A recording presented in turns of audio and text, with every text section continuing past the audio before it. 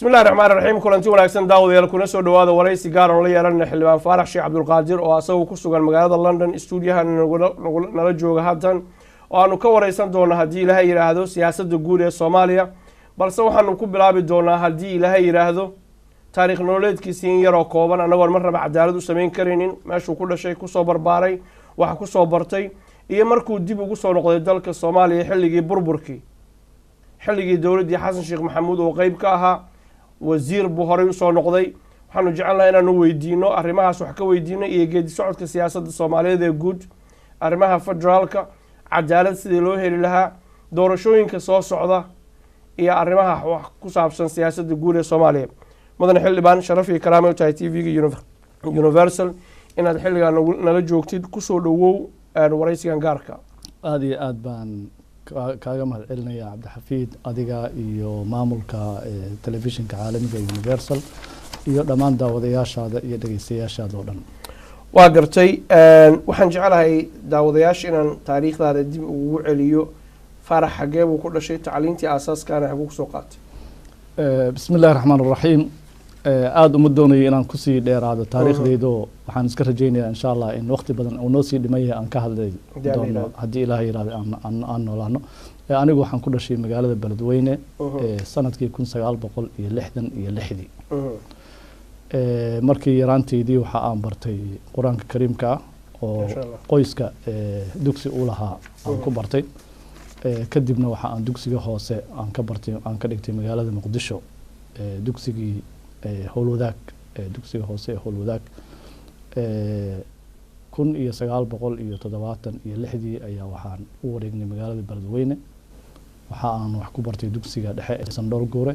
kadibna waxa magaalada Beledweyne ku yaalo kadibna dugsiga sare Axmed Warsame isna magaalada Beledweyne ku yaalo waxaan ahaa dhalinyaradii Soomaaliyeed ee ka qayb gashay shaqada qaranka gaar ahaan kuwii markii ugu horeysay loo yaqaanay sanadkii ugu horeysay gurmadka mashaariicda horumarinta qaranka oo shaqooyin kala duwan oo qaranka lahaa loo diray waxaan ka howlgalay degmada Xaradheere gobolka Mudug waxyaabaha aan aad u xusuusto waxaa kamid ah sanadkii 1984 in degmada intana laga waday tuulooyin degmada ku dhow oo aan ka xusuusto Dabagala iyo Dumay iyo Camaare iyo aan waqti badan ku qaadanay 1987 waxa aan tagay dalka Pakistan waxa aan galay jaamacad la yiraahdo jaamacadda Islaamiga ee caalamiga International Islamic University ee ku taal magaalada Islamabad waxa aan bartay sharciga iyo qaanuunka kulliyadda waxaan kadib galay daraasadka sare ee post graduate-ka marka 1992 aniga oo heer gabagaba jooga ayaan ka soo tagay waxbarashadii dalka Soomaaliya aan imid duruufo qoys daraadeed xilliga aan imaaday dalka Soomaaliyana waxa ka jiray abaaro iyo macluul aad u weyn iyo colaado aad u tiro badan duruufaha safarkayga iyo duruufo qoys iyo waxyaabo isku xirnaa waxay ugu khasbeen inaan dhul badan oo koonfurta Soomaaliya aan maro iyo xataa waqooyiga Soomaaliya oo xilliga Hargeysa ayaan tagay Beledweyne ayaan tagay dabcan dhulkan Soomaalida ayaan soo maray oo kilinka shanaad hadda loo yaqaan kadibna Xamar kadibna Baydhabo kadibna ilaa halka dhulkaas oo dhan baan yaan wada maray sanadihii dambe oo markaan soo weynaaday waxa aan bartay daraasaad kaleento oo la yiraahdo MBA oo la xiriira maamulka iyo maareynta la xiriiro laba institute mid la yiraahdo Maastricht Institute oo Holland ku yaalo iyo isla mid la yiraahdo Asami Institute oo ku yaalo magaalada Arusha ee dalka Kenya sanadkii 92 markaan ka soo tagay jaamacadeedii daraasadii gabagabada ee ahayd waxaan iska rajeynay inaan muddo yar kadib aan ku laabto wali meesha kuma laaban marka wali niyadeeda kama bixin inaan intaan ku laabto jaamacadii oo aan dhameeyo course-ka meeshii uu ii joogay insha Allah inta kalena inaan dhameystiro hadii Ilaahay yiraahdo taa waa waxbarashadii iyo barbaarintii shaqada aan soo qabtay inta badan laga bilaabo 92daas waxa aan ka shaqeynay howlo humanitarian-ka oo badan gargaarka bini'aadminimo markii xoogaa macluushu yaraatayna waxa aan ka shaqeeyay howlaha waxbarashada oo inta badan dugsiyo waxbarasho oo goobo kala duwan oo dalka laga sameeyey maxaa ka mid ah dalka lama wada gaari karin laakiin magaalooyinka aan waxbarashada ka sameynay waxaa ka mid ahayd magaalada Hargeysa oo 2 iskuul aanu ka dhisnay magaalada Kismaayo magaalada Beledweyne oo aanu 2 iskuul ka sameynay iyo magaalada Muqdisho oo aanu 2 iskuul ka sameynay iskuulada markii soo weynaadeen oo kamid yahay iskuulo sare ilaa iskuulo sare ay soo gaareen waxaan anaga iyo dadkii kale waxbarashada ka shaqeynayay ku guuleysanay inaynu isla sameyno dalada waxbarashada ee la FBNS oo dalada ugu weyneed ee hay'adaha waxbarashada ay lahaayeen oo xilliga burburka ah isku dayday inay qaabayso waxbarashadii markaa jirtay waxyaabaha aan iskuulada iyagu gaar ahaan u qabsan karin sida buugaagta waxbarashada sida imtixaanada shahaadada scholarshipka waxyaabaha noocaas u fududeeya ardayda Soomaaliyeed ee dugsiyada ka soo baxday dugsiyada naftooda isku xirta tababarka macallimiinta sameeysa runtiina dalada FBNS iyo dalada kale oo gadaal ka sameysmay waxay tir dhaxaad u noqdeen in la buuxiyo gaabkii ama marnaantii soo dhax gashay ee waxbarashada oo wax weyn ka qabteen hawlaha kale aad u xusuusto oo waqti badan nolosheeda ka qaatay marka laga reebo hawshaas hawlaha waxbarashada hoose waa asaaskii jaamacadda la yiraahdo SIMAD oo markii hore lagu aasaasay inay tahay maxad diblooma bixiya oo dadka bara farsamada maamulka iyo IT-da iyo waxyaabo markaas dadka ku cusbaa hadda 20 sano ayaa laga joogaa sanadka soo socda sanad guridii 20aad baa loo dabaaldegi doonaa jaamacad weyn bay noqotay oo kumanaan arday ay ka baxeen kumanaan ardayna ay dhigtaan inta waxa ii dheer muddadaas 20 sano ee ka horeysay inta aan siyaasadda gelin isha waxaan ku hayay xaaladihii dalka ka jiray aad baan u safri jiray duruufaha shaqadayda awgeed oo gobolada iyo aan ku tagi jiray degmooyinka oo gobolada Soomaaliya badankeed ma garanayo hadda meelo yar ma ogeeyay inta badan inaan tagi jiray hadda waa la yaabaa xilliyada qaar meelaha aan lugta ku mari jiray ama baabuurka ku mari jiray hadda in diyaarada lagu taga ma ogeey lama tagi karaayo sanadkii 2005 iyo 2006 waxaan socod ku maray inta badan gobolka Gedo oo ay abaar iyo macluul adag ay ka jirtay oo kor istaagay ceelasheeda badankeed hadda nasiib daro nabadgelyo xumada awgeed way adag tahay meelaha qaar in la tago ama socod lagu maro iyo gobollo kale oo Soomaaliyeed waxaa kale intoon qayb ka ahaa dhaqaaqa bulshada rayidka ah ay ku jirtay oo dadka u ololeynayay inaanan xabadda iyo colaad yani waxba taraynin loo baahan yahay in dalka nabadgelyo lagu xaliyo khilaafaadka wada hadal in lagu xaliyo khilaafaadka inkastoonan siyaasi ahayn xilligaas haddana waxaan marar badan goobjoog ka ahaa ama aan tagi jiray meelaha kulamada Soomaaliya lagu hayo shirkii Carta shirkii Eldoret iyo kii Embagati shirkii Djibouti ee lagu heshiisiyay ARS iyo dawladda federaalka iyo shirarkii la iskugu imaan jiray ee waxbarashada marka hawlahaygu saasay u badnaayeen intii aanan soo gelin siyaasadda waa gartay arrimahaas ku dhex jirtay waxbarashadii iyo arrimahaas xaaladaha bini'aadanka ee dhibaatada dalkeena ka taagan baa qayb ka ahayd goorma ayay Faarax ku dhalatay in uu hami siyaasadeed yeesho ama siyaasadda ka qayb qaato maxaase kugu dhaliyay runtii siyaasaddu dalkeenu ma aha wax inta badan dadka dhiirigeliyay inay galaan waa meel lagu fashilmo waa meel aan la buuxin karin baahida loo qabo marka marar badan oo shirarka iyo howlaha ay intay socdeen mar haddaan bulshadii ku dhex jiro dad saaxiibaa iyo dad akhyaara oo xukuumadii kala duwan ku jiray war haddaad siyaasadda soo gasho malaha waxbaad ka qaban kartaa iyo saas laakiin waxa ay celinayay waxay ugu badnaayeen in horta shirarkaas iyo waxyaabahaas iyo dalka dibadiisa lagu qabanayo midda koobaad midda labaad howlo aan islahaa bal howlahani haddaad meel gaarsiin karta gaar ahaan howlahaas inaanay ama dayacmin ama ay ku dhibtoonin u dhibaatoonin ama dhibaato aanay u gaarin dadka wada mowqifka siyaasiga iyo ra'yiga ay yeelan karaan howlihii horta badankood waxaa soo baxay jiil cusub oo dhalinyaro ah oo jaamacadihii iyo iskuuladii iyo dadkii ka soo baxay ayaa howlihii qabtay horta marka duruuf ahaan dad waaweyn baanba u oo u ekaanay oo nin laleeyahay oday baadba noqotay meesha mirahaad beertayna waa la gurtay ka tago marka jidka kaliya jidka furan bal wuxuu ahaa in meeshan la isku dayo meeshan runtii meel sahlan ma ahayn marka loo fiiriyo dee duruufaha qoys marka loo fiiriyo duruufaha amniga marka loo fiiriyo duruufaha dhaqaale yacni marka loo fiiriyo dee duruufaha caafimaad oo intaba runtii dee challenge aad iyo aad u weyna intaa waxaa sii dheer dareenka aan qabay oo runtii wax jiran ah meel ammaan badan maaha carabta ayaa waxay yidhaahdaan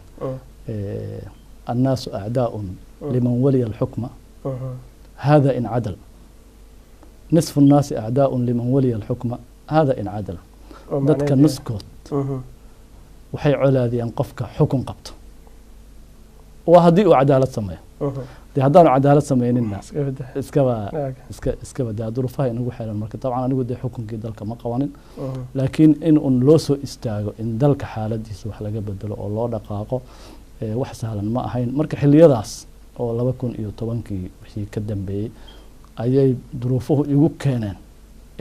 inaan dadka soo hor istaagi karo oo aan dhihi karo bal horay ha loo dhaqaaqo aniga keliyana ma ahayn isbedeladii badnaa ee dalka ka dhacayay iyo duruufihii dhacayay waxay soo saarayeen maalin kasta jiil cusub oo dadkii dalka joogay ah oo siyaasadda kusoo biirayay siyaasaddii baa kusoo biirtay waxaad islahayd oo lagu dhiirigeliyey waxbaa kuu muuqday waxaad islahayd dalkaaga iyo dadkaaga u shaqee maanta meeshay maraysa markaad fiirisid haddii fursaddaa lagu siin lahaa maxaad odhan lahayd waxaad ogtahay markaad eegtid wallaahi kolley dee qof kasta marka hore uusan hawsha gelin dee hawsha way iskala sahlan tahay waxaa loo haystaa in wuxuu ay iska sahlan yihiin oo mushkiladuhu ay iska kooban yihiin waxaanan kuu sheegin markaan 92 dalka kusoo laabtay oo aan jaamacadda ka soo tegay ayaan jaamacaddii warqad u qoray waxaan idhi waxaan u baahanahay fasax hal semester ah waa 6 bilood waxaan islahaa marka halkaas semester dalka Soomaaliya xaaladiisu way hagaagaysaa iyadoo hagaagtay baad laaban doontaa ayaan islahaa semesterkii baa dhammaaday marka wuxuu dhammaaday January 1993 dalkeenu xataa fax male telefoon male magaalada Muqdisho ayaan joogay si jaamacaddii loola xiriira male marka abaan marka Nairobi tagayo ninaan isnaqaanay baan warqad u qorayo jaamacadda joogayo waxaan idhi jaamacadduna lama ogola hal semester ka badan inaad ka maqnaato lama ogola waa inaad ku laabataa wixii oo dhan marka waan u qorayo marka waxaan idhi waxaan u baahanahay semester kale in la igu daro marka rajada aan ka qabo waxaa weeye semesterkaas kale haddii lagu daro oo haddana fasaxa samarka lagu daro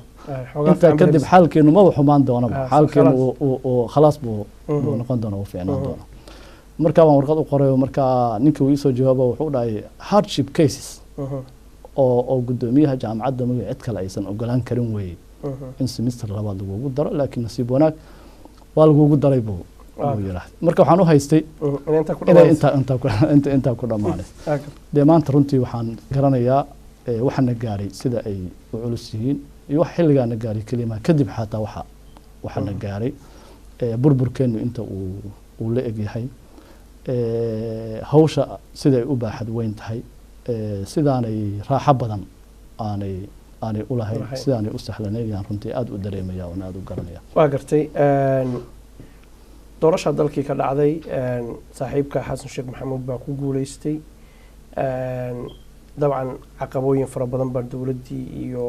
idinkii idin horyaala dalkeeni weli waa burbursan yahay baashan oo qor isku dhigo maalinba meel baa la geeyaa caqabadihii idin soo maray maxaa ka xasuusta xilligaas wallahi horta waxaan u malaynayaa malaha waxay ku wanaagsanaan lahayd waraysigan in la weydiiyo madaxweyne xasan sheekh in la weydiiyo tiim ahaan baan ka hadlayaa dalka horta Soomaaliyeed waxaan rabaa inaan dadkana u cadeeyo dalku xisbi iyo tiim ma qabsan haddii xisbi iyo tiim uu qabsan lahayd waxaa laga yaabaa xilalka dadka sida loogu kala dhiibay inaan loogu kala dhiibayn si ka duwan ay ahaan lahayd dalkeenu qaab beeleed ayay dowladnimadiisu ku dhisan tahay qaab beeleedka iyo tiimkuna way iskhilaafsan yihiin tiimku waxaa laga yaabaa isbartay inay yihiin saaxiibo inay yihiin wax isku ogaan kara inay yihiin laakiin qaab beeleedku sidaa maaha marka waa dadka inaan aad u fahamsiiyaan rabaa dalkeenu ama kuwa maanta jooga ha noqdeeno ama kuwa horey u joogay ha noqdeeno ama kuwa ka soo reey xasan sheekh ha noqdeene dowladnimadiisu qaab beeleedkaasay ku dhisan tahay dabcan dadka isyaqaano ay dadka isla shaqeeya iyo dadka isfahamsan way ka duwan yihiin dalka kale marka la yiraahdo runtii dee anigu waxaan arkayay dee caqabado tiro badan inay soo baxeen caqabadahan waxaa ugu weyn mar kastaba garashada loo leeyahay xaaladda dalkeena iyo dadkeena iyo waxa ku xeeran way ka hooseysaa waxa dadka xukunka banaanka ka jooga ay aaminsan yihiin marka qaar dadka xukunka banaanka jooga waxay aaminsan yihiin mushkiladdu inay tahay hebel iyo hebel ama mushkiladdu wax iska saaran inay tahay oo la iska xallin kara laakiin waddankani wuu kala go-ay dadkiisu way islaayeen booga badan ayuu leeyahay dowladnimadii baa luntay kulligeed shaki baa laga qaaday oo cabsi badanaa dadka ku jirto amay dowladnimadu u soo noqotaa si adiga aadan rabin amay hadday soo noqoto lagu takrifalaa ama cadaaladii la rabay la samayn waayaa marka qaar wixii hore u dhici jiray amay soo dhacaan runtii waxyaabaha ugu badan aan anigu dareemayay inay caqabadaha ugu waaweyn yihiin waa midaas oo marka dambe haddaad qofka la sheekeysatid cabsidaa qabo waqti badanna aad ku bixiso waxaa ogaanaysaa wuxuu inay cabsi tahay lagana baabi'i karo lagana baabi'in karo yacni waxyaabaha aan xusuusto waxaa kamid a madaxweynaha waxaa la doortay September 2012 iyadoo meel gabagaba uu marayo shir maamul loogu sameynayay Jubbaland oo ka socday dalka dibadiisa ma aha dalka gudihiisa ka socday marka shirka la soo wareejiyo dalka gudihiisa lagu qabto dawladdu ha hogaamiso runtii waxay keentay shaki aad u weyn bay keentay oo dadku isla dhaxmareen waana loo diidan yahay wixii aan rabnay in malaha rabitaankii dadka laga soo horjeestay inta waxaa sii dheer dagaal iyo la dagaalankii shabaab iyo xoreyntii magaalooyinka iyo duruufo adag bay dadku ku jiraan waxyaabo badan ay soo xusuusanayaan oo soo dhaafay marka qaar waxaad adigu u sheegaysaba ma arkaane xusuus kale ayaa gadaashooda ku jirta iyo walwalkaas markii si degan loo wada hadlay oo wax la istusaaleeyay oo la wada fadhiistay oo shirar la qabtay waxaan ogaanay dadku inaanay wax farqi ah hab yaraatay aanay u dhaxaynin waana mid lagu gaaray heshiiskaas lagu dhisay maamulka Jubbaland oo maalintaa kadib aanu dagaal dambe oo ku saabsan xukun iyo ama beelo ku saabsan aanu deegaankaas ka dhicin maamulkii ma wada gaarin ma wada samaysmin laakiin mushkiladii taalay waa la xaliyay mushkiladaha aniga aan u soo joogay waxaa ka mid ahayd oo xilli aan ahaa wasiirka cadaaladda iyo dastuurka baydhabo ayaa la doonayay in maamul goboleed laga sameeyo koonfur galbeed sidaasoo kaleento ayaa 3 gobol iyo 6 gobol dood ah oo adag ilaa 2 madaxweyne la kala doortayo dadkuna marar badan waa ka xoog badan yihiin dawladda awoodda dawladda ee haysataa runtii aad u yar tahay iyo xataa leverage waxaan la yiraahdo ama waxa ay dadka siin karto iyo ay siin karto ay ugu xilan karaan waxa loogu xilan karo runtii dawladdu way yartay haddana muddo dheer bay qaadatay wada hadal in laga galo oo ilaa la soo gaaro wax dadku ku wada raali yihiin oo nidaam in meeshii laga sameeyo waad ogtahay galmudug oo 3 maamul goboleed 3 maamul oo meesha ka jiray in kuwaas oo inta la baabi'iyo isku wada yimaadaan dadkii kuwa kale oo aan maamuladaas ku jirin ay ka soo galaan muddo dheer baa waxaan xusuustaa madaxweynaha wuxuu u safray dhuusamareeb dhowr jeer si dadku ugu qanciyo shirka cadaada lagu qabanayaa waxa aad tabanaysaan shirka la tago dadka dhuusamareeb jooga markaa waxay leeyihiin waxyaabaha qaar waxaanu doonaynaa halkan in loogu ballan qaado intaan xagga la tagin maxaa yeelay xagga waxaa laga yaabaa in laga diido annagoo og dadka shirka isugu imaanaya waxgarad inay yihiin xilkas inay yihiin in lagu qanciyo waxay qaadatay ilaa la yiraahdo meesha maba tagayno in uu dekreeto madaxweynaha ku soo saaro ma ahan oo saa lagu qanciyo kadibna dee hadda waad ujeedaa maanta nasiib wanaag maamulkii wuxuuba joogaa dhuusamareebtii ayuu joogaa oo caasimadii u ah madaxweyne lagu doortay cadaadana yaa joogo markii dadku waxaas ay ka heshiiyaan wixii la soo maray marka dib loo fiiriyo waxaa loo arkayaa basiid ay ahayd in lagu murmana inaysan ahayn xataa waxaan ogahay dadka qaar ma jecla in lasoo xusuusiyo mowqifkii maalinta ay taagnaayeen waana arrin wanaagsan oo in aan u baahannahay in laga heshiyo dadka qaar inaan lasoo xusuusinin shalay waxaad lahayd iyo maxaad saa u dhahday iyo adigu soo kii shalay saa hore loo socdo in hore loo socdo oo la yiraahdo waxaa maalinta ay dhaceen waxbahana xusuusinay hore aan uga socono marka caqabada ah kalsoonida dadka ay ku qabaan waxa la sameynayo iyo ogolaanshihiisa beledweyne iyo jawhar sheekadeedii waa la socotaa oo 9 bilood jirtay يعني waxyaabo aniga aan aad ugu farxa ayaa jirto maanta madaxweynaha Jubbaland joogo madaxweynaha ku-xigeenka Jubbaland joogo wuxuu madaxweynaha ku-xigeen ka ahay maamul baydhabo laga sameeyay oo 6 gobol ah ayuu madaxweynaha ku-xigeen ka ahay asagii dadkii la socday waxay arkayeen in 3 gobol ee Jubbaland laga sameeyay aysan ahayn arrin sax ah maanta marka asagii baa inta soo tagay oo halkan yimid oo wada hadal galay oo dadkii la heshiiyay yaa ku jira marka uma arka sax inay tahay in la soo xusuusiyo leeyahay maalintii adiga iyo dadka kula socday ra'yigaas ay qabeen maalintii tusaale ahaan baan soo qaaday waxaa kamid ahayd oo aan soo joogay arinta doorashooyinkii 2016 ilaa tii dambe waxaynu dad badan baan arkayay oo saaxiibaday ah oo mucaarad ahaa oo qaylinayay markaan wareysto ama iswareysano badankooda walwal un bay qabaan in wuxuu amay si aan sax ahayn ay u dhacaan waxa kaliya lagu xalin karo waxa weeye kow horta in wixii saxda ahaa la sameeyo midda labaadna dadka in qalbiga loo dejiyo oo la fahamsiiyo oo lagala hadlo oo la yiraahdo waxaan raali la isaga ahayn ma dhacayaan marka anigu dadka aaminsan baan ahay arrimaheena oo dhan wada hadal bay ku xalismayaan xataa tan fog oo laga yaabo hadii inay culus tahay runtiina waqti dheerna qaadatay meel fogna hadda jirto oo ah midda Somaliland dib baan rabaa inta arinta soo imaado adoo hadda xildhibaan baa tahay goob joog wax badan u ahayd siyaasadda Soomaaliya in muddo ah oo hadda aqoon iyo fikir kugu filan baa ka haysataa walana siyaasi baa tahay xildhibaan baa tahay waxaan rabaa inaan wax ka weydiiyo arrimaha amniga marka la eego dalkeena waxaa jooga dhowr 20,000 inta la sheego oo ciidamo qalaad ah oo jooga nabadgelyo inay ka shaqeeyaan ciidamadii Soomaaliya kuwa xoog badan oo dadkii iyo dalkii difaaci kara xuduudadeena ma ahan ama nimankan dhalinyarada wax qarxinaya al-shabaab ee maalin walba dhiig ummadda Soomaaliya daadanaya see loo heli karaa amni dalka oo dhan ku faafa oo looga maarmo ciidamada qalaad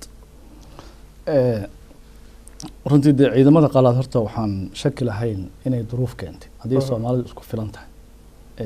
ciidamada qalaad ma yimaadeen waxaana soo maray waliba dhowr iyo 10 sano oo ka horeysay ciidamada qalaad intaysan inoo imaanin ciidamada shisheeye oo aynu ku guuleysan wayna inaan amaankii soo celino ama nabadgelyadii aynu soo celino marka horta ciidamadu waxay ka tarjumayaan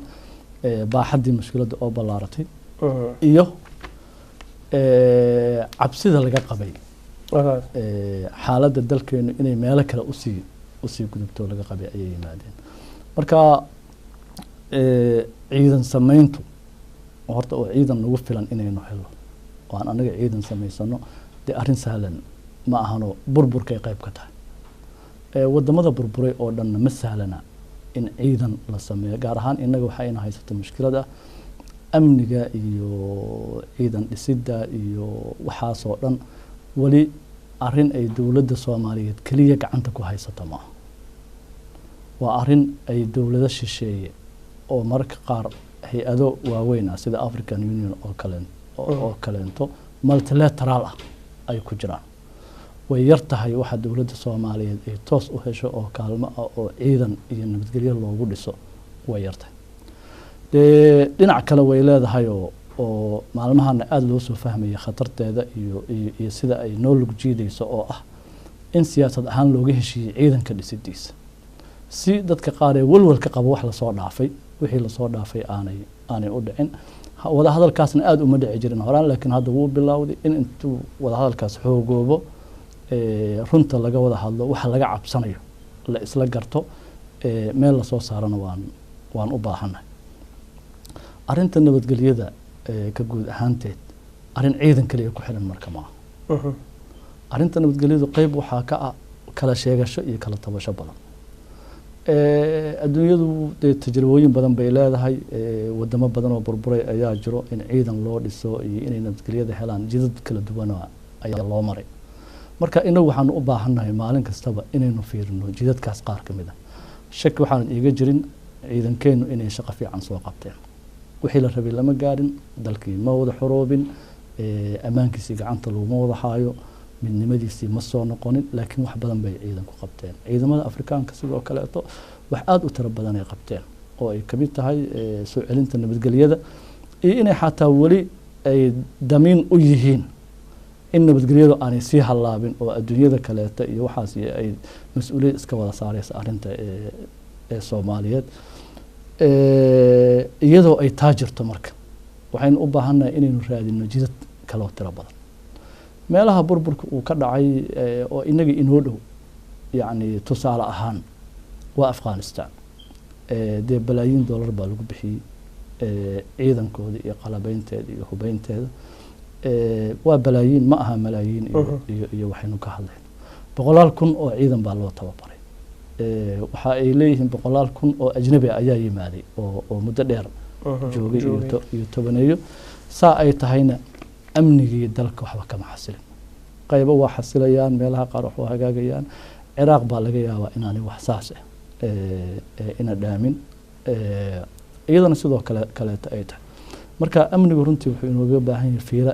intii hore kasii dheer iyo waa maxay jidadka kale ee suuragalka ah annagoonan jidadkan hadda aan haysanaa aanan iska tuurin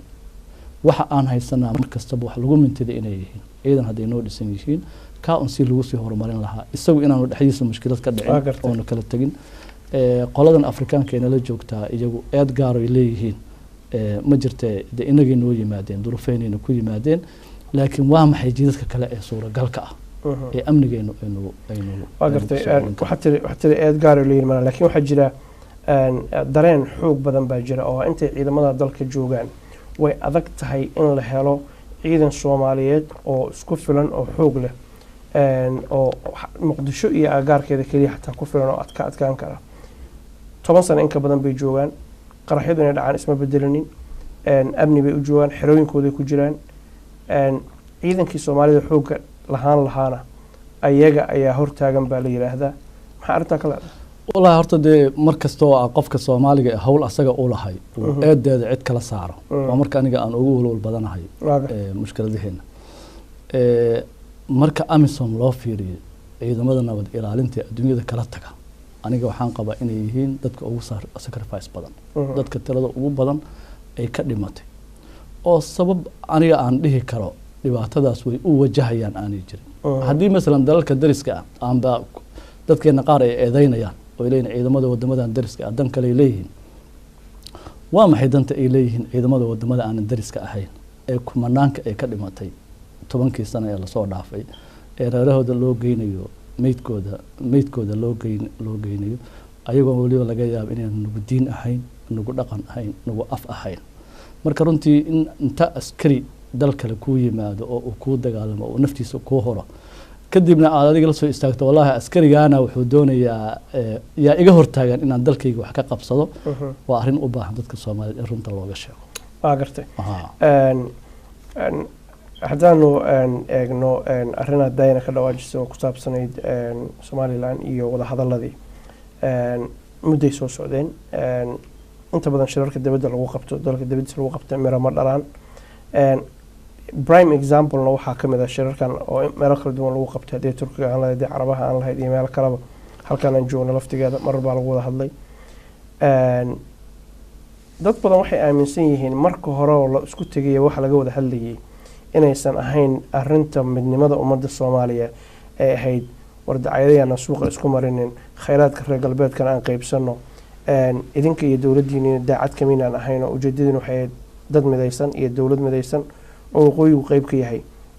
ayaguna waxay aaminsanayeen deeqdan in la wada qaybsado la isfaragelinin qolobana siyaasadeeda madax banaanada Soomaaliland ay go'daysan dib dib ugu soo noqonin haddii waxa laga wada hadlayay aysan aasaaska ka xumaadeen maxay dhisaysaa horta waxaynu u baahannahay hadalkaygii qaybtiisii hore aan ku laabanaya oo ku saabsan arrinta kalsoonida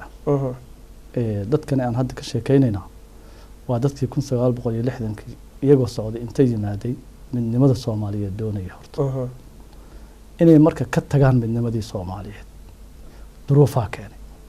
tabashaa keentay sheegashaa keentay horta taas inaynu iska indhatirnaa taas waa inaynu garanaa haddii la rabo marka in la isku soo laabto dee iyagana meeshay joogaan waa in laga keeno annagana waa inay naga muuqataa in wixii hore u dhacay iyo wax lamida aanay dhacaynin maxaa lagu xallin karayaa marka taas meelaha ay ka bilaabato horta waa kalsooni dhisidda arrinta ku saabsan in la ogolaaday in la wada hadlo anigu waxaan u arkaa inay tahay bilow wanaagsan aan wada hadallo waa aan heshiino kadib waxaa soo baxaya maxaa keeni kara horta inaynu isku kalsoona wax miyaad ii ogoshahay wixii dhacay maxaad ka qabtaa khilaafaadka waxyaabaha lagu xalliyo waxaa ka mid ah in wixii hore dhacay isku meel laga istaago in la dhayo boogihii iyo wixii dhacay haddana wixii la isku khilaafsanaa sidii lagu xallin lahaa in laga heshiiyo marka tan dambeed ka hadlaysaa waa marxalad la raba in lasoo gaaro duruufo badanaa jiro oo keenayo Soomaalidu inay wada hadlaan duruufo badan baa jiro oo keenayo inay isku soo noqdaan waana soo xogoobayaan duruufaha gobolka ka jira keenayo duruufaha caalamka ka jira keenayo waxaana aan maalmahan dareenkeeda qabaa iyo muddadii la soo dhaafayba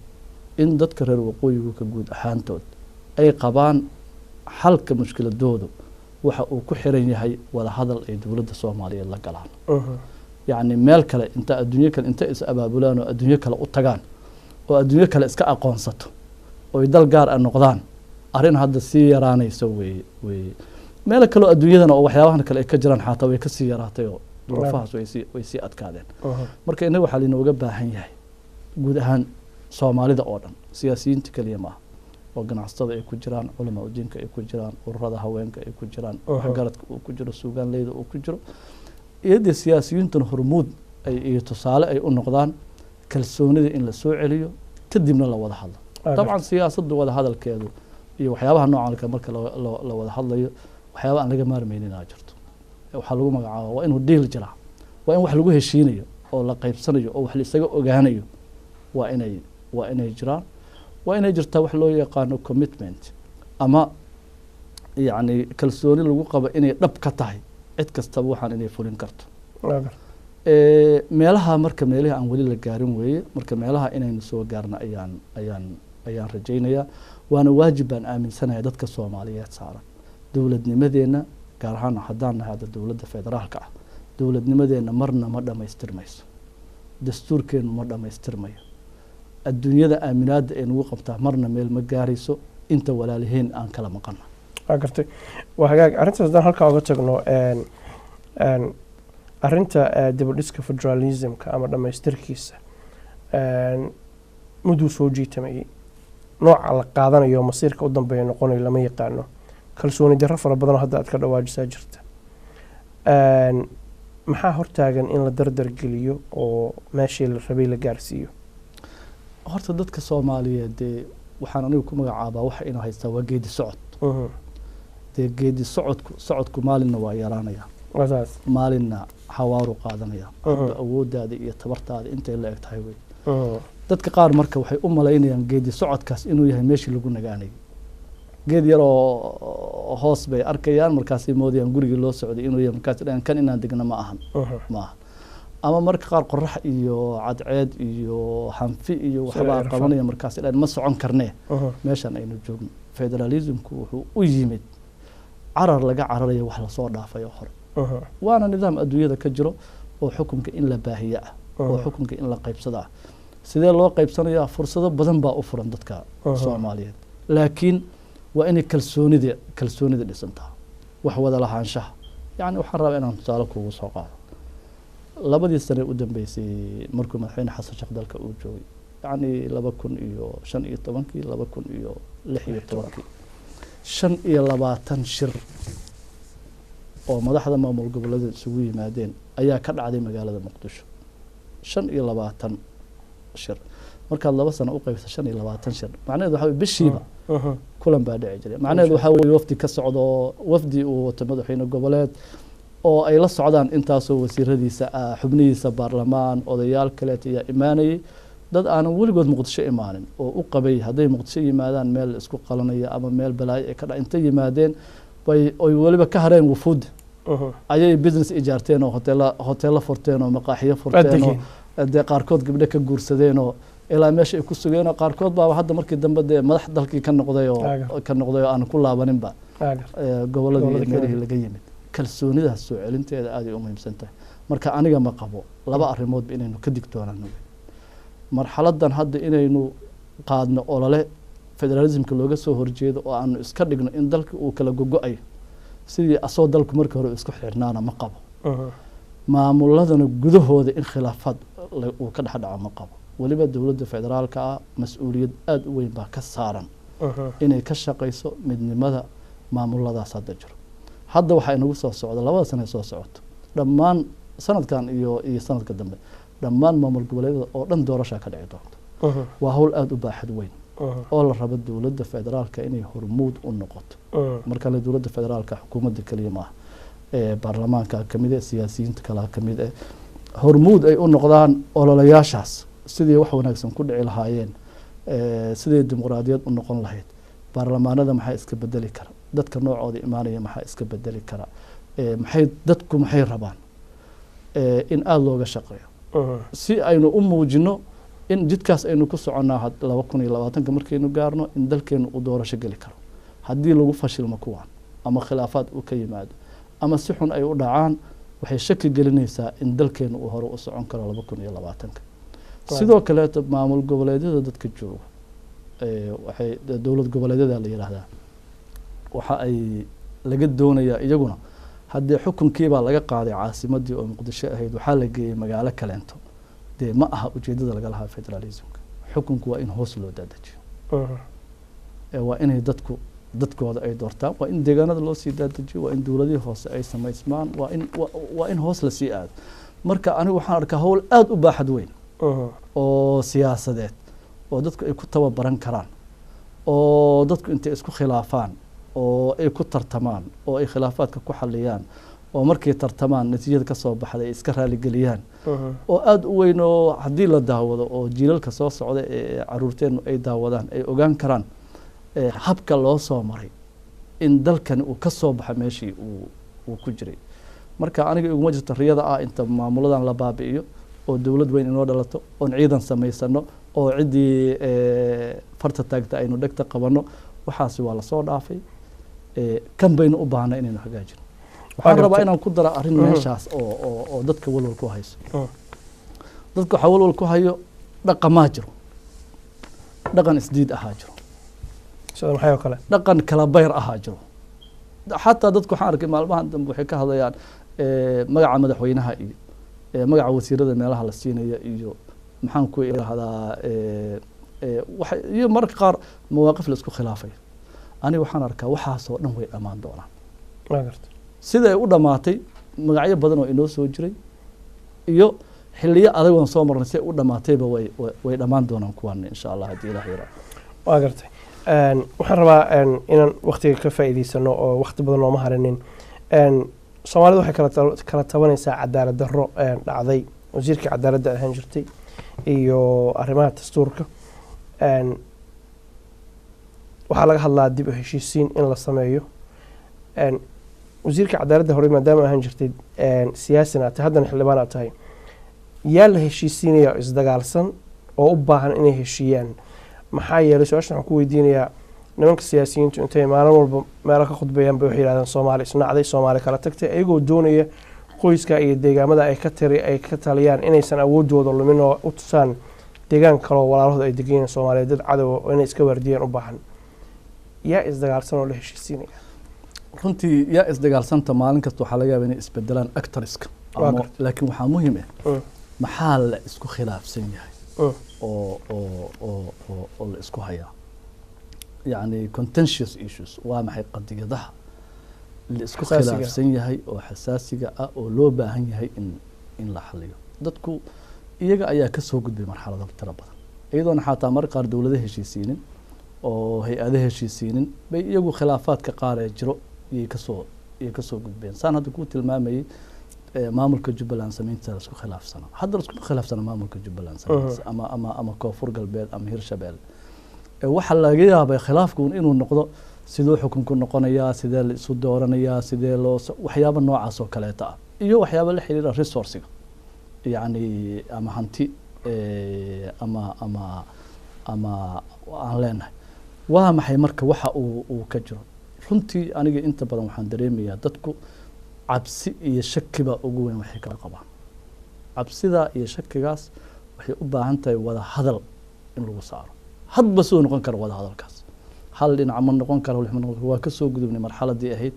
dadkan dawlad ma samaysan karaan in dibadda la geeyo ma ogeey oo wadankooda laga wado maxay la wadankooda isku dilayaan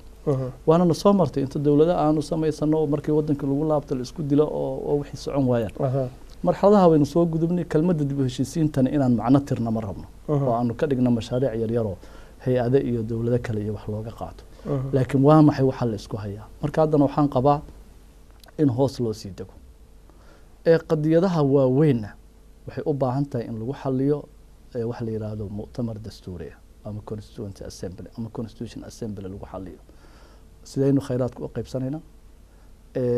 waa maxay xiriirka ka dhaxaynaya dawladda federaalka iyo dawladaha xubnaha ka ah waa maxay habka xukunkeenu uu noqonayo ma parliamentarian ba ma madaxweynenimo uu noqonaya iyo markii saa la soo gaaro haddana waxaa loo baahan yahay waxyaabo yaryaroo hadda masalan tusaale ahaan waxyaabo yaryaroo waxaa jiro mararka qaar dadku ay maskaxdooda la rabo intay gasho inay ku heshiyaan xataa laga xishooda in la qoro tusaale ahaan habqaybsiga beeleed ee 4.5 dastuurka kuma qorno laakiin dadka dhan baa aaminsan habqaybsiga beeleed inuu yahay 4.5 si aan marxaladan oga gudubno maxaa loo sameeyey oo saasay marka qaar waxaa laga yaabaa wadamada qaar dadku ayagoona dastuurka ku qoran ayaa waxay go-aan ku gaaraan in xukunka uu sidaa noqdo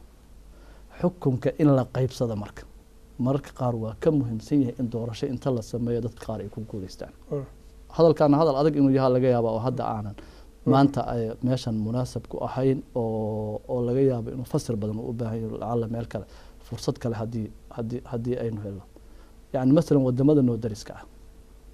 oo hadda Kenya iyo Ethiopia qalalaasa siyaasadeeda yaa ka dhacay qalalaasaha siyaasadeed wuxuu oga dhacay aaminid la aaminsan yahay xukunkii in la wadaagi waayo oo la leeyahay ama qowmiyad heblaaya yaa badsatay resourcigii saanay yeelatay waxaas oo dhan aniga waxaan aaminsanahay wax badan oo waxa dadkaas sugaya inaan ka soo gudubnay dalkeena uu ka soo gudbay aan u baahanahay bas inaan caqli u yeelano sidaanan ugu laaban lahayn meeshii hore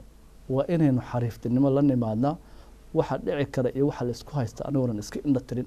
inaynu xal u helo waa gartay waxaan rabaa inaan wax ka weydiiyo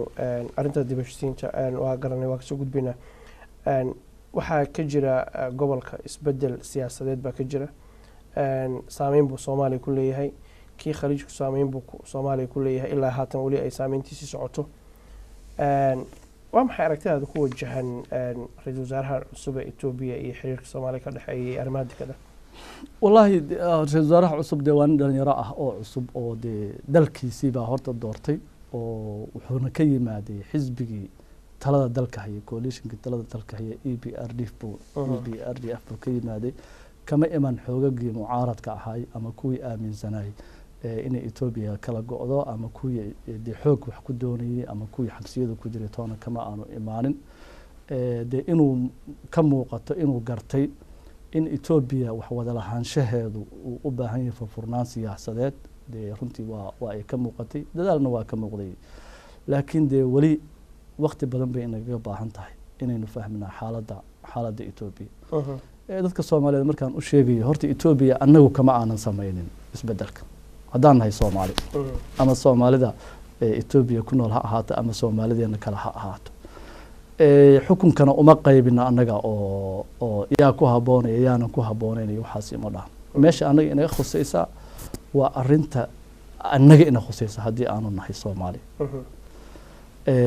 oo Ethiopia runtii ay xuduud dheerna naga dhaxayso faragelin tiro badanna ay naga dhaxayso oo dhinac kasta ka imaanaysa oo iyagu ay nagu hayaan dee taas shaki male mararka qaarna iyagu keliya ma ahane dee iyagu waxay ku yimaadaan habab dawli ah oo faragelinta ay qayb ka yihiin ama IGAD ha noqoto ama ha noqoto African Unionka ha noqoto annagu marka danteena maxaa inooga dan ah arrimaha Ethiopia Ethiopia waa dawlad guun ah istaraatiijiyad bay leedahay hay-aday leedahay waxay leedahay institutionay leedahay waxbaa u cad innaga ayaa laynaga rabaa marka waxa noocad inaynu samaysano oo inagoo wada jirno Soomaali ah xataa Somalilanteena aynu aragti yeelano maxaa inooga aragti ah meeshaas runtii wax aad loogu farxaya ma aha inaanu inagu iska dhigno inaan isbedelka qayb ka nahay oo aanu offers hadda ka bilowno in Ethiopia la siiyo ama saas oo kale laakiin annaga aynu u baahanahay annagu inaynu hoos u wada hadalno maxaa inagala gudboon xaaladda soo korodhay waxaan aad u rajaynayaa madaxda Ethiopia cusub in caqligooda uu ku filan yahay wixii ka dhacay gobolkan oo ay ka shaqayn doonaan marka hore deganaanshaha Ethiopia gudaheeda ay ka shaqayn doonaan taasa inagana maslaxad ay inoogu jirtaa kadibna arrimaha dhaqaalaha on xilli kala loo imaan doonaa inaga nafteena aanu ka tashanay maxaynu la wadaagaynaa dadka maxayna la wadaagayn maxaa damaanad inoo ah in waxaynu ay inoo nabad qabayaan annaga gudaheennana aynu nabadgelayno faragelin intii hore ka xog badan aysan ugu dhacaynin waa gartay gabagabadii ku joognaa haddaan adiga kugu soo dhaweeyo Faarax Cabdiqaadir waa nin siyaasi ah dad badan baa waxay suuqa isla dhex marayaan inaad musharax madaxweyne tahay dad baa waxay leeyihiin musharax madaxweyne ma ahane arrimo kale iyo Faarax wada maxaad jeceshahay inaad noloshaada siyaasadeed ay noqoto sanadka soo socda iyo wixii ka dambeeya cabdi xafiidow murashax madaxweyne ma ahi laakiin dadka Soomaaliyeed inaan u sheegan rabaa cid hadda iga hortaagan inaan murashax noqdo ma laho dastuurkana waa isiinaya xaqna waan u leeyahay laakiin hadda priority-ga iyo waxyaabaha aan u arko inay muhiimadu tahay ma aha anigu waxaan doonayaa in sidii aynu uga shaqeynay howlaha kale bini'aadminimada iyo howlaha waxbarashada iyo howlaha bulshada inaan uga shaqeeyo howlaha siyaasadeed inta ugu badan ee dadka Soomaaliyeed ee siyaasiyiinta la isugu keeni karo fikir siyaasadeed oo ka weyn fikirada hoose ee kooxaysiga iyo goboleysiga iyo qabiilaysiga oo danta Soomaaliyeed ay isugu tanaazulayaan oo ay ku nidaamsan yihiin hab lagu doodi karo oo lagu wada hadli karo oo cidda waxa leynaysa lagu qaban karo isugu yimaadaan runtii taas ayaa hamigeyga oo ku jira xukunku waa waxyaabaha ugu sahlan ee qofka Soomaaliyeed uu raadiyo dad badan oo filayna maalin kastaba xukunka inay iska helaan baaba laga yaabo Faarax Cabdiqaadir muxuu jecel yahay in lagu xasuusto intii uu arrimaha siyaasadda ku jiray intii taariikhda hore tagtay wax soo socda Ilaahay baa og wallahi anigu waxaan arkaa horta qof kasta oo Soomaali ah waxa ugu wanaagsan lagu xasuusto inay tahay dadkan kala tagay inta in lamida ayuu isu keenay inta in lamida ayuu dhaxdooda tanaasul oo ka sameeyay waxyaabaha aniga igu farax badan intii aan howla qabanayo waxa kamid ah heshiiskii laga gaaray arrimaha Kismaayo oo anigu qofkii uu hormuudka ahaa baan ahay markaa oo hoojiyahay laakiin go'aanadeeda ay adihii dawladda iyo madaxweynihii iyo ra'iisul wasaarihii iyo ayaa iska lahay meesha la iskugu yimaado oo dad Soomaaliyeed iskugu yimaadaan waxaan rajaynayaa inaan noqdo qofka u socdo waxa danta guud ee dadka isu keenay marka qaar waxa dadka isu keenay waa qarariin maxay leeyahay dad kala dantoodii taabanay laakiin muddo kadib ay ogaan doonaan waxaas qaraaray wax fiican inay yihiin muddo markii heshiiska Kismaayo la saxiixay dhaleecayn tiro badan iyo eedayn tiro badan iyo dadka inaan fahamsiiyaa war wax ku hoos jiro oo gaar ma jirto dadkii qaar kamid ah aydoon 6 bilood laga joogin aydoon sanad laga joogin ayaa waxaan arkay ayagoo dhahay alla ilaahay meeshan haddaan heshiis laga keeni lahayn ee lagu mooda noolaadeen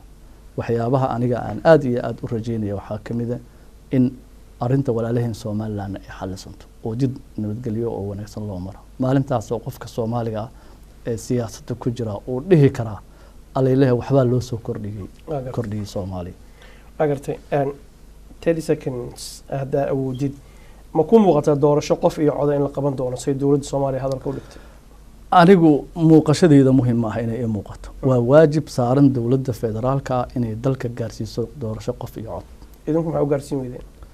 waan sheegnay asbaabihii lagu gaarsiin waayaa la sheegay xilli ka horeeyaa la sheegay markaasaa weliba go-aan looma gaarin dadka soomaaliyeed consultation baa loo diray wada tashi baa loo diray 9 bilood ayaa deegaanada iyo degmooyinka iyo la tagay oo dowladda intaas oo kala samayso mustaqbalka wixii adigu hadiiba la gaari waayo hadee wixii kala la sameyn doona laakiin waxa kale oo la sameynayo waa inay wada tashi ku timaado marka la leeyahay waa la gaari waayay hadee hadaan anagu iyo dadkii ila socday markaas oo dowladda ka shaqeynay ay gaari waayeen macnaheedu ma aha in qof kastana uu xaq u leeyahay inuu dhaha ku yaba waa gaari waayeen anna waan gaari waayay sababtoo waxa loo doortay dadku waa in meeshii hore meel ka wanaagsan la gaarsiiyaa dadka gartay waxaan jeclahay intaan soo gabagabayno faarax aad iyo aad baan kugu mahadcelinayaa xildhibaan sharaf been oo tahay waqtiga noo diiday waan kugu mahadcelinaynaa daawada inta waxaan soo gabagabaynaynaa waraysigii xildhibaan faarax sheekh cabdulqaadir aanu la yeelanayno ku saabsanaa siyaasadda guud iyo waxbarashadiisa iyo meesha kusoo barbaaray intaba waxaan jeclahay insha allahu tacaala fursad kale oo tan ka muhiimsan ama ka waqtiga badan inaan isku helno wax badan baa xildhibaanka dhex guuxaya wax badan buu usoo joogay لكن waxaan isleeyahay cadaalad umaynaan sameyn laakiin waqtigu intaa unbuu noo masaabaxay waxaan jeclahay inaan mahad celiyo barnaamijkan igala qayb qaatay xagga farsamada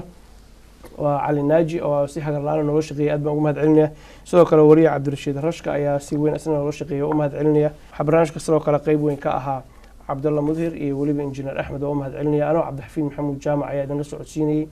intaan kanoo kale dib ugu kulmi doono ummadda Soomaaliyeed waxaan uga tegaynaa guul iyo gobonimo. Assalaamu calaykum waraxmatullaah.